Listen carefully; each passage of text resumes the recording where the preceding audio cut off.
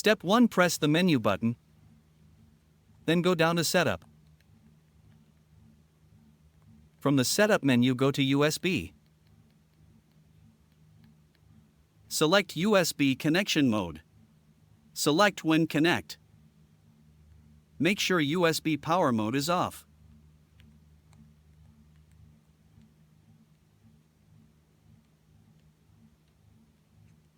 Step 2. After downloading Monitor Plus, the free iPhone application, connect your camera to your iPhone using USB-C to Lightning cable. Select Remote Shoot on your camera.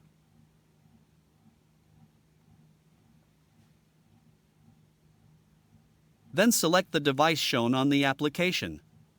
Boom, you're in.